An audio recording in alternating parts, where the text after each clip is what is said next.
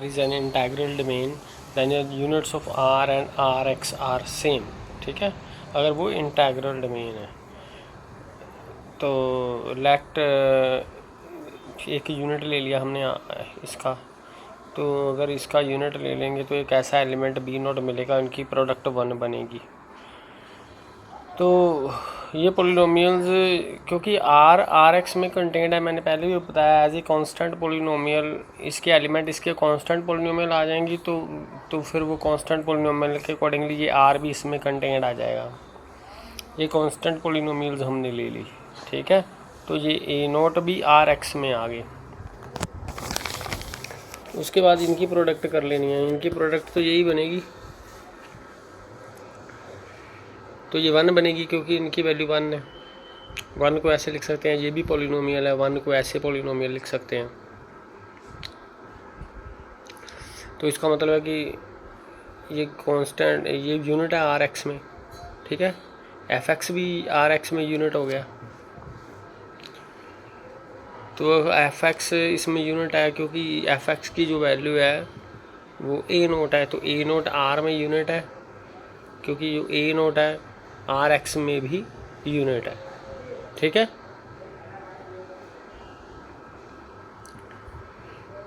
Because जो ए note है वो एफ एक्स के बराबर है। अगर ए नोट यूनिट है तो एफ एक्स भी यूनिट है, तो एफ एक्स किसको बिलोंग करता है, आर एक्स को बिलोंग करता है। इसका मतलब एफ एक्स यूनिट बन गया आर एक्स में। तो ये एफ यूनिट है, तो इसमें से इसी में से एलिमेंट मिलेगा कि इनकी प्रोडक्ट 1 बनेगी, इनकी प्रोडक्ट 1 बनेगी, ठीक है। तो प्रोडक्ट भी ये अब कन्वर्स पार्ट कर रहे हैं हम कि अब जो इसके जो आर के यूनिट थे हमने पहले शो करे, जो आर के यूनिट थे वही आर एक्स के यूनिट बन गए, क्योंकि अब एक्स्ट्रा कोई यूनिट नहीं बनेगा क्योंकि ए नोट ही एफ एक्स बन गया।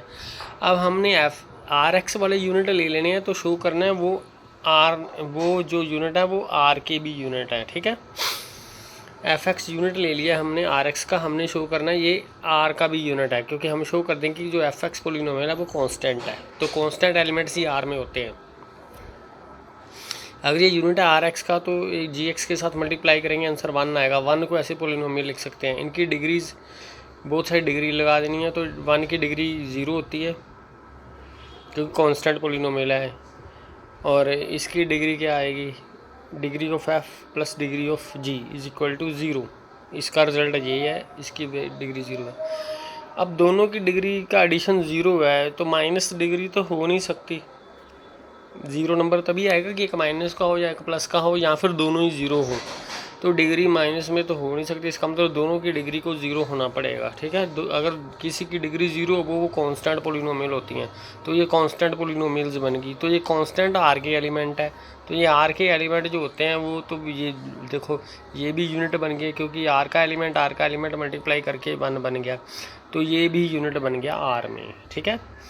तो जो अगर आईडी नहीं है तो फिर उनके जो यूनिट्स हैं मे नॉट बी सेम।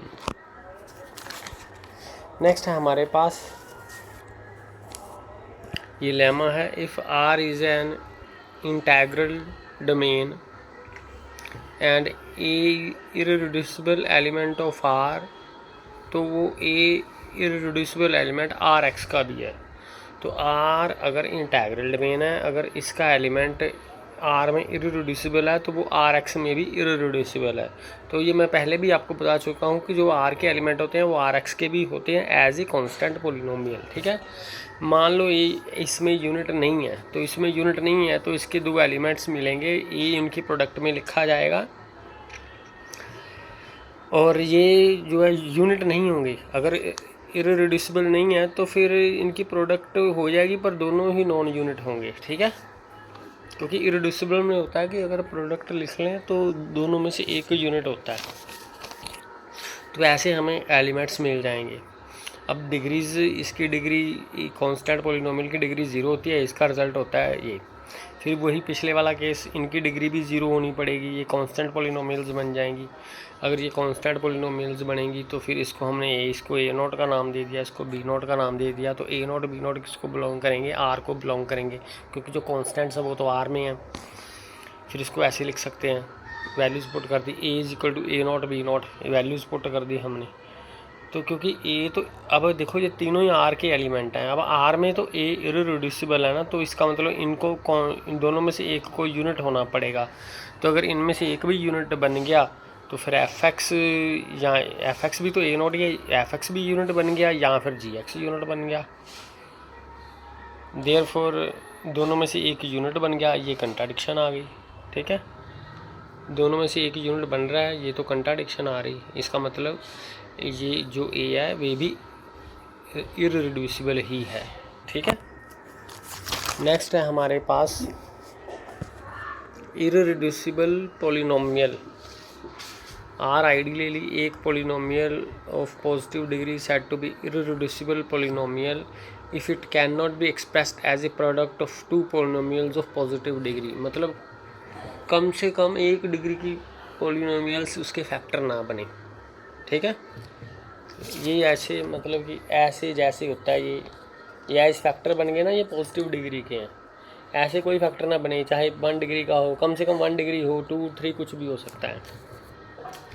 तो अगर it can not be expressed as a product of two polynomials of positive degree तो इररिड्यूसिबल आएगी। अगर ये प्रोडक्ट बन गया तो वो रिड्यूसिबल हो जाती है।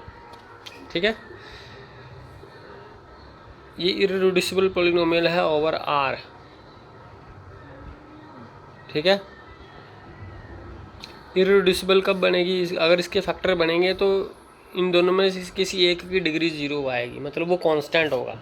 अगर ये कांस्टेंट हो जाएगा तो ये जो मर्जी डिग्री का हो, हमें इससे कोई दिक्कत नहीं है। दोनों की डिग्री पॉजिटिव नहीं होनी चाहिए। ठीक है, अगर प्रोडक्ट लिख देंगे तो दोनों में से किसी एक की डिग्री 0 आ जाएगी। उसके बाद है polynomial of positive degree which is not irreducible. जो इररिड्यूसिबल नहीं होती उसको रिड्यूसिबल कहते हैं। जैसे ये पॉलिनोमियल ओवर जेड है, मीन्स जो इसके कॉन्स्टेंट्स हैं 1, 1 वो जेड में बिलोंग करते हैं। ये जेड की ओवर इररिड्यूसिबल है क्योंकि इसके फैक्टर जो हैं ये वाले होते हैं। इसके फैक्टर जो आयोटा माइनस आयोटा वो जेड को बिलोंग नहीं करते। इसका मतलब इसके जो फैक्टर्स हैं पॉजिटिव डिग्री वाले वो जेड में नहीं बन रहे। ठीक है, वो सी में कॉम्प्लेक्स नंबर्स में बन रहे हैं। तो ये कॉम्प्लेक्स में रिड्यूसिबल है और जेड में ये इररिड्यूसिबल है। एक ऐसे भी कह सकते हैं कि जेड में रूट नहीं मिल रहा है इसका, तो ये जेड में इररिड्यूसिबल है। इसमें सी में रूट मिल जाएंगे तो भी फैक्टर बनेंगे ना, तो इसका मतलब सी में इसके रूट मिल रहे हैं तो ये रिड्यूसिबल बन रही है। इसी तरह ये वाली पॉलिनोमियल जेड में इररिड्यूसिबल है क्योंकि जेड में इसका रूट नहीं मिल रहा, मीन्स इसके फैक्टर नहीं बन रहे। जेड में 2 अलग अलग फैक्टर नहीं बन रहे क्योंकि 2 डिग्री की है, दोनों ही फैक्टर बनने चाहिए, दोनों ही रूट इसमें हैं। ठीक है, और इसके दोनों ही फैक्टर जो बन रहे हैं वो आर में बन रहे हैं, रियल नंबर में बन रहे हैं। रियल में इसके रूट मिल रहे हैं, जेड में रूट नहीं मिल रहे हैं। तो इसका मतलब ये रिड्यूसिबल है आर में, रियल नंबर में। जेड में ये इररिड्यूसिबल है, जेड में ये फैक्टर्स नहीं बन रहे हैं।